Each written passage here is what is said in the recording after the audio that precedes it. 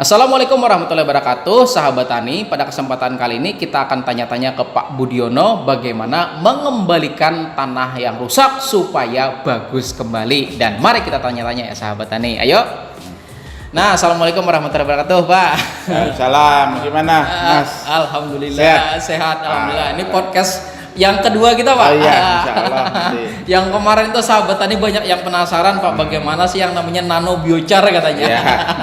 Oke, kita pending dulu nano biochar, Pak. Kita mau kembalikan dulu nih tanah yang rusak karena kita tahu bahwa tanah adalah media tanam dan tanah pun tempat tanaman itu hidup, Pak ya. Jadi tanah yang baik otomatis juga akan menjamin tanamannya juga tumbuh dengan baik. Nah, Insyaallah. Kita mulai dengan pertanyaan pertama dari saya, Pak. Kira-kira nih yang dimaksud dengan tanah yang rusak itu tanah yang seperti apa, Pak? Ya, terima kasih Mas Reza. Terkait dengan tanah yang rusak itu adalah bagaimana tanah itu memerankan fungsinya. Kalau peranannya dia untuk menunjang ya pertumbuhan dan perkembangan tanaman sudah terganggu, ya berarti tanahnya rusak. Itu artinya apa? Daya dukung lahan itu akan sangat menentukan keberhasilan pertumbuhan dan perkembangan tanaman kita. Itu. Lalu kalau misal nih, kalau mesin itu kan rusak diservis, Pak ya. Iya. Kalau tanah kalau rusak bisa nggak diservis, Pak? Oh iya. Oh bisa ya. Kebetulan ini nanti kita bisa jalan-jalan. Saya juga lagi ada program bagaimana memulihkan lahan dan kami sudah lakukan 3 musim, Mas. Dan alhamdulillah ini pupuk sudah berkurang 40-50%. Dari awal dengan musim pertama, sekarang udah musim ketiga, sudah mampu kita kendalikan sampai 50%. Dan target saya nanti ada beberapa komoditas tertentu sudah 0 kimia. Terus ada yang masih kita perlu ya sporadis, mana yang perlu dikasih pupuk aja gitu. Nah, jadi kalau mau kita kembalikan tanah itu seperti apa ya kita kembalikan siapa penyebabnya, apa penyebabnya, terus mengapa itu terjadi. Nah itu kita kembalikan ke 3 aspek dari penyusun tanah itu sendiri. Lalu penyebabnya apa nih, Pak? Karena kan sesuatu yang rusak itu kan nggak mungkin kan langsung datang tiba-tiba rusak kan gitu. Pasti kan ada penyebabnya nih. Kira-kira apa nih, Pak? Sesuatu yang paling fatal yang menyebabkan tanah itu rusak, Pak? Ya, yang jelas kita kembali kepada komponen penyusun tanah. Ya seperti kita punya sepeda, komponennya apa? Kalau tahu, oh saddle, oh roda, jadi kan tahu kita benahi rodanya, saddlenya. Tanah juga demikian. Di sana ada 3 komponen, Mas. Jadi pertama dari komponen fisik tanah, kedua kimia tanah, dan yang ketiga biologi tanah. Jadi kalau kita mau mencari sebabnya ya dari ketiganya itu. Kalau mau menangani supaya nanti kembali sehat lagi tanahnya ya dari ketiga itu juga. Gitu. Apakah 3-tiganya itu beda-beda nih, Pak, penanganannya? Kan tadi Pak Budiono sebutkan bahwa komponennya itu kan ya macam kayak sepeda kan, ada sadelnya kayak gitu kan, ada velgnya mungkin ya, ada rodanya. Sama juga dengan tanah komponennya ada komponen fisik kan kayak gitu, komponen kimia dan komponen biologi. Nah, 3-tiganya ini seandainya nih, Pak, kita ibaratkan yang pertama nih yang rusak. Komponen fisiknya yang rusak, itu ngebenerinnya gimana, Pak? Ya, dari yang mulai sederhana, Mas Reza, sampai yang kompleks, alhamdulillah kita sudah ada caranya. Jadi yang kalau fisik ya, fisik tanah itu apa saja sih unsurnya? Jadi pertama yang dikatakan fisik tanah itu adalah struktur tanah, tekstur tanah, warna tanah, daya porositas tanah, daya aerasi tanah, dan juga beberapa komponen yang lain termasuk kepadatan atau berat jenis tanah itu sendiri. Nah itu berarti kalau kita sudah tahu misalnya, oh ini tanahnya liat, nah, berarti tekstur yang kita tangani. Ya kalau liat ya musuhnya ya bahan organik supaya dia remah. Kalau liat kan padat itu. Betul. Nah itu contohnya seperti itu. Apakah semua jenis tanah itu bisa dibenahi, Pak? Tadi kan sebagai contohnya liat. Kalau contoh yang lain, misalnya tanah jenis lain bisa dibenahi juga nggak, Pak? Iya, pasir. Nah, kalau kita kembalikan lagi, apa saja sih yang dikatakan tekstur itu? Tekstur itu kita punya 3 komponen besar, yaitu liat, pasir, dan debu. Nah, Ini seharusnya kalau tanah itu ideal, ya lihat pasir, debu harus seimbang. Bukan berarti sama, seimbang. Nah, tanah yang seimbang kayak apa? Ya kalau ada liatnya 45% lah ideal. Kalau nanti ada debunya, ya paling enggak sisa dari pasir maksimal 14%. Berarti sudah berapa tadi? 59. Debunya bolehlah 41 atau 40. Itu ideal. Nah, sekarang kalau kita lihat tanah, Pak, tanahnya itu bikin kelereng aja bisa, berarti jelas lihat. Tapi kalau kita kepal-kepal, terus kita buka tangan kita, masih kepiar, setidaknya dia sudah unsur debu dan pasir sudah ada. Jadi bisa dikatakan sebagai liat berlempung atau liat berdebu. Mana nanti unsur pengikutnya yang lebih dominan. Jadi kalau cara menyebut tekstur, yang dominan dulu misalnya, oh yang dominan liat. Nah, nanti disebutkan yang kedua, komponen yang kedua apa? Misalnya, oh setelah liat ada, oh ternyata debu. Nah, selanjutnya kalau misalnya, oh ada agak kasar-kasar pasir, berarti liat, tanah itu bertekstur liat, berdebu, berpasir. Jadi cara nyebutnya gitu. Lah, dari komponen inilah nanti kita tahu. Misalnya tadi Mas Rizal nanya, kalau tanahnya liat gimana? Ya kita kasih komponen pendukungnya tadi, ada kandungan debunya, ada kandungan pasirnya. Setidaknya kalau secara ya petani awam gitu, ya masukkan bahan organik. Ya. Dan kami sudah mencoba dari tanah yang paling pejal, dan alhamdulillah 3 musim saya sudah dapat tanah yang sudah gembur. Yaitu diantaranya saya pakai teknologi biocat. Jadi cat itu arang. Arang itu adalah ya limbah pertanian yang kita bikin areng yang 0 oksigen itu. Nah, seperti itu contohnya, Mas. Ya. Lalu kalau bahan organik itu kan biasanya kalau di tingkat petani identik dengan kotoran hewan, Pak ya. Misalnya entah kotoran sapi kah, misalnya kotoran kambing atau kotoran yang lainnya. Ada kriteria khusus nggak kira-kira bahan organik yang dipakai buat membenahi itu yang terbaik, bahan organik yang seperti apa tuh, Pak? Ya, jadi seperti saya sampaikan tadi, kita harus tahu betul tanah kita ini kendalanya di apa. Nah, kalau dia hanya sekedar teksturnya atau sifat fisiknya, saya pikir itu dengan limbah-limbah daun, seresah-seresah dari limbah pertanian itu sudah cukup. Kalau kita berkesempatan karena waktunya masih panjang, terus waktu tanamnya juga masih panjang, ya kita bikin biocat. Artinya setidaknya kan kita masih perlu waktu untuk membuat areng. Setelah itu kita kompos biocatnya tadi biar ada bio masuk.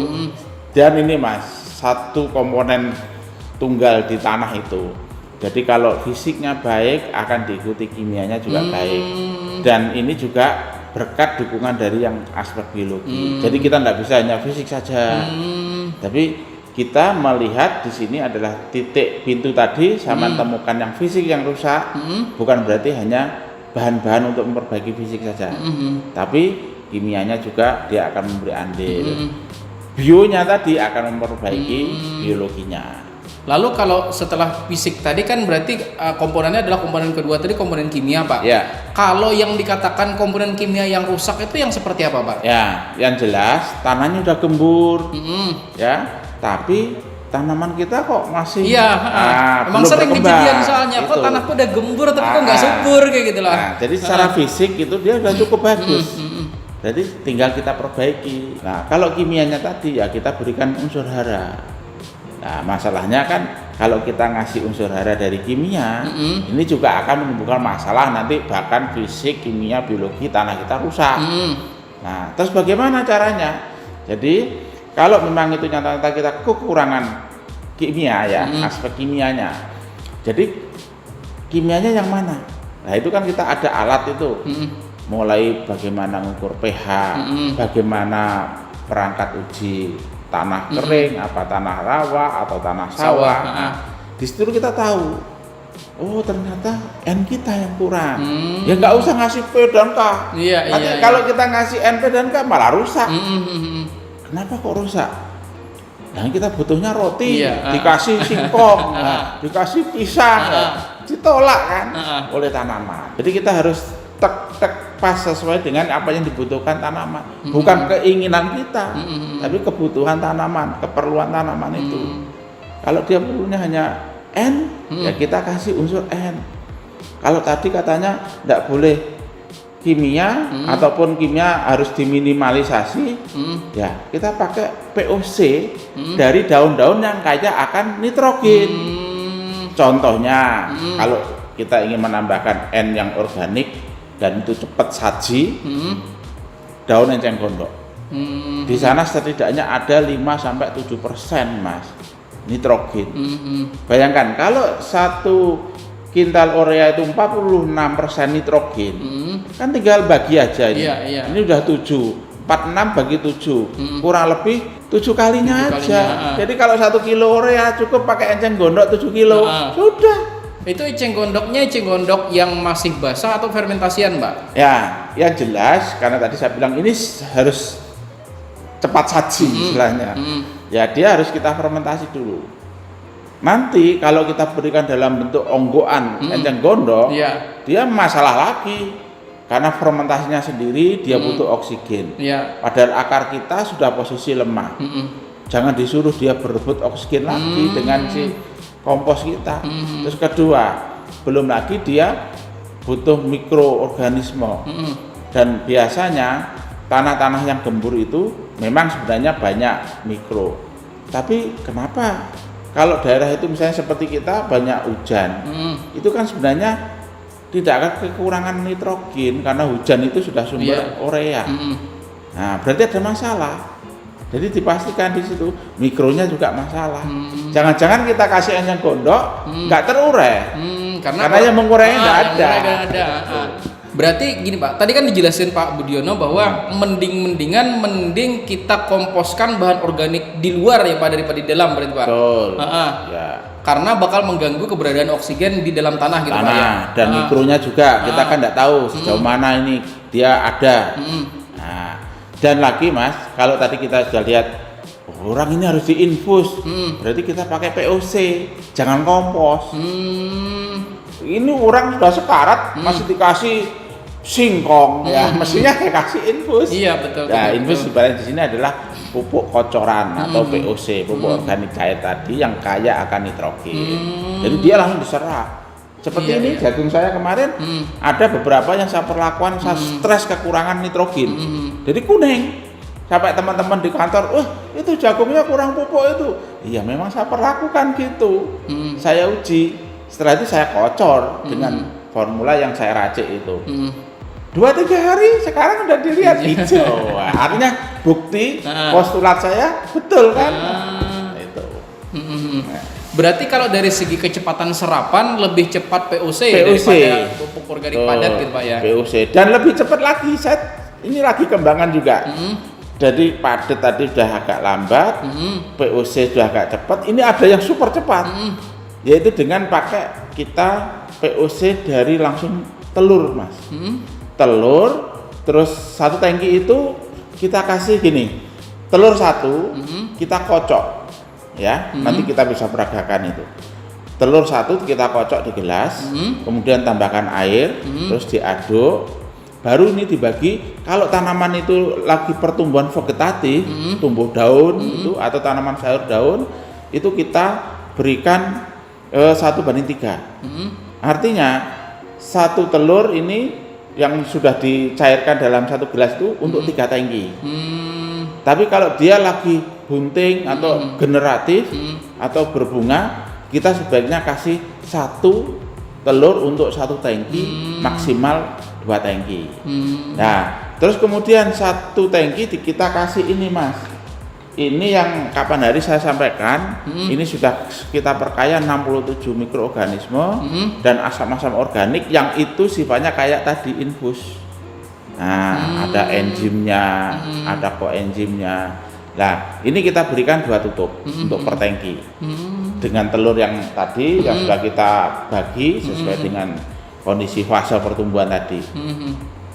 Itu tidak hanya menunggu hari yang kalau kita pakai urea kan sampai 4-5 hari baru kita ketahui. Insya Allah kita semprotkan sekarang, besok sore udah kelihatan itu. Berarti menurut Pak Biono agak terlambat ya kalau misal pada masa pertumbuhan terus kita baru ngasih pupuk organik padat, Pak? Iya. Jadi ya kita lihat tanamannya. Tapi kalau tanaman musiman yang panen 1 bulan ya terlambat sekali. Kalau itu jagung manis 2 bulan, ya dikatakan terlambat ya terlambat. Kenapa? Karena dia paling tidak masih tersisa dong, nggak diserap. Dia mampu diserap, tapi tidak sepenuhnya. Tapi kalau tanaman singkong atau tanaman pisang nggak masalah, karena dia umurnya lebih panjang. Gitu.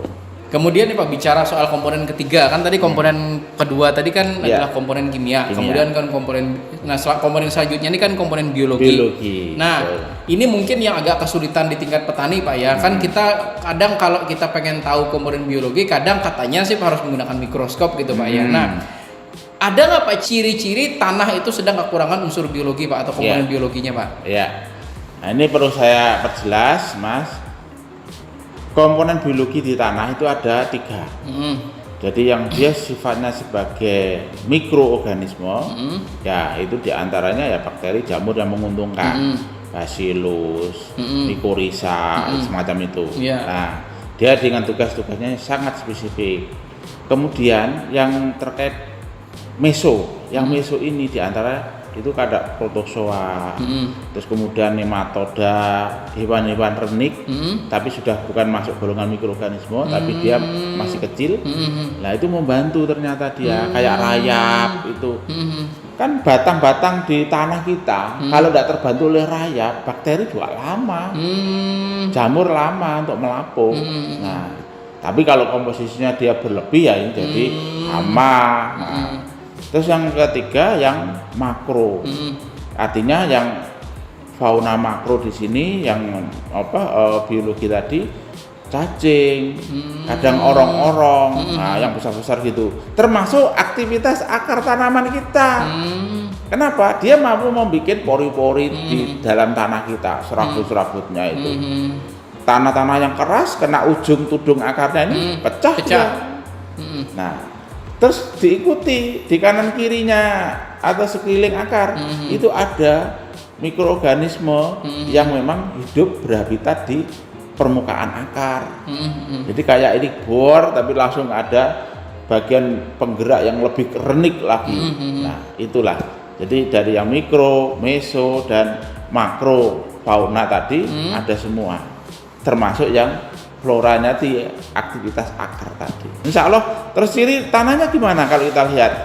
Ya yang jelas tanahnya gembur, relatif berwarna hitam, terus kemudian relatif lembab, karena aktivitas dia dia mengeluarkan uap itu juga. Terus yang ketiga terkait dengan ada tanda-tanda kehidupan kayak cacing. Jadi kayak rumah cacing itu ada. Itu berarti kan aktivitas biologi. Iya. Seperti itu Mas. Terkadang kayak gini Pak ya. Kita kan Pak Budiono juga cerita bahwa biologi itu kan ada komponen ada 3 tadi, mulai dari yang makro, kemudian yang tengah-tengah tadi sampai yang mikro. Nah, terkadang kita mohon maaf ya ketika ngelihat cacing, wah cacing ini semprot kayak gitu kan. Kemudian ada rayap, wah semprot kayak padahal gitu. Itu sahabat kita gitu. Lalu yang sebijaknya itu masih seperti apa Pak? Ya, jadi gini, kalau misalnya kita rayap ya, kita lihat dia mengganggu perakaran kita enggak? Tanaman kita enggak? Kalau enggak biarin. Dia itu pasukan kita, yang dia bagian melumat yang kayu ranting yang masih kita tanam di bawah. Di situ saya juga lagi mengadakan penelitian bedengan yang di dalamnya tanah itu ada kayu-kayu. Nah, itu nanti mau saya identifikasi apa saja yang hidup tinggal di situ. Makronya, mesonya, mikronya. Nah, itu menarik sekali Mas. Makanya saya senang kalau di lahan itu lihat. Tadi saya pagi-pagi udah melihat ini komponen hewan yang membantu penyerbukan lebah. Ternyata jagung saya banyak lebahnya itu. Artinya ini sudah menunjukkan bahwa kehidupan ramah lingkungan sudah ada di sekitar itu. Jadi kimia sudah kita kendalikan betul. Lalu gimana Pak dengan penyakit tanah Pak? Kan terkadang kayak gini, masih banyak yang kadang ketakutan di antara petani ketika kita mau menanam tanaman yang sama di satu lahan Pak ya. Karena misalnya contoh petani cabai Pak ya, petani cabai setelah selesai tanam cabai kemudian mereka pengen tanam cabai lagi, kan mereka masih ada takutnya Pak ya. Ada penyakit yang masih tertinggal di dalam tanah. Betul. Nah, kalau seandainya misalnya saya membudidayakan tanaman cabai sebelumnya dan saya mau nanam tanaman cabai lagi supaya nggak terserang sama penyakit tanah, itu masih seperti apa Pak? Ya. Jadi Mas Rizal harus yakin kalau itu dikatakan tanah sehat, insya Allah penyakit itu tidak ada. Artinya di saat kita mengidentifikasi ada penyakit, berarti kita tidak sehat. Karena apa? Karena buktinya dia tidak terkawal. Kalau itu dia muncul sebagai OPT ya, sebagai penyakit, berarti yang awalnya ini kan tidak ada atau lemah atau sedikit. Ya tinggal kita kasih populasi yang cukup. Atau makanya ini kita sering menyampaikan tadi kenapa saya mengembangkan ini sampai 67 varian mikro. Karena saya lihat di pasaran kita kan banyak itu yang hanya 4 jenis, 5 jenis, 10 jenis, 11 jenis. Padahal tanah kita sebenarnya butuh ratusan jenis mikro tadi. Iya. Nah, itu yang kadang akhirnya ada ruang kosong. Karena kita pakai itu, ruang kosong ini dimasuki atau yang sebenarnya harus ada yang ngawal. Karena yang ngawal tadi kedesak populasinya oleh yang dari intervensi kita tadi. Nah, ini yang harus disadari oleh masyarakat bahwa sebaiknya kita bikin mall sendirilah. Saya sendiri aja merekom ini, tapi juga mereka saya ajari membuat ini. Ini hanya untuk P3K. Jadi mendadak, Pak saya belum sempat ini. Ya udah, saya bantu. Tapi kalau dia berkesempatan, saya kasih formulanya ini untuk dia buat sendiri. Yang paling sederhana, contoh Mas. Kalau kita mau membuat semacam pengurai yang murah dan banyak tuh di desa-desa. Kalau kita lagi motong pisang, jangan langsung potong tinggal. Sebenarnya kita potong itu ya sisakan setengah meter lah dari permukaan tanah. Setelah itu kita lubangin, kita lubangin ya 30 cm lah, terus diisi air. Kemudian tutup kain, kita biarkan 2 minggu. Nah di air itu sudah puluhan mikro. Iya. Berarti ini ceritanya air batang pisang nih ceritanya. Ya, itu salah satu solusi untuk membuat itu. Terus yang kedua, saya yakin di lahan kita itu ada tanaman yang berbeda yang tumbuh dengan suburnya timbang yang lain. Syukur kalau ada lahan yang yakin Mas Rizal belum pernah kena sentuhan pestisida, kena pupuk. Misalnya di bawah tegaan pohon besar itu kan siapa yang mau pupuk? Kan mungkin hanya seresah-seresah itu aja. Ambil tanah lapisan atasnya, topsoilnya itu yang hitam itu, yang sudah jadi tanah hitam bagus itu. Itu kayak mikro dan itu lebih sempurna. Kita dalam imajinasi kita seolah-olah tanah kita tadi seperti tanah subur yang kita ambil. Kita copy saja. Tidak harus membawa tanahnya itu terus ke lahan kita. Kenapa? Yang hidup itu bisa kita kultur. Ini yang kita harapkan nanti teman-teman petani bisa mengeksplor sendiri mall-mall yang ada di sekitarnya. Jadi ada satu metode dari Korea sana Pak ya, itu namanya JADAM, dan dia itu menjelaskan tentang apa itu JMS atau JADAM Microbial Solution. Nah, dalam JADAM Microbial Solution itu kita mengambil bakteri atau mikroorganisme yang ada pada tanah humus, entah itu yang di akar bambu misalnya atau akar pepohonan besar misalnya seperti itu, kemudian kita masukkan ke dalam entah itu kain atau kaos kaki misalnya Pak ya. Kemudian ngasih kentang, kemudian ngasih sedikit garam supaya ada kadar mineralnya, kemudian difermentasi selama 1 hari. Ketika muncul buih-buih maka mikroorganismenya itu udah larut katanya dalam air tersebut. Nah, menurut Pak Budiono sama nggak proses kita pengembangbiakan mikroorganisme di tanah humus itu sendiri untuk diaplikasikan ke lahan dengan metode yang Pak Budiono tadi sebutkan Pak? Ya,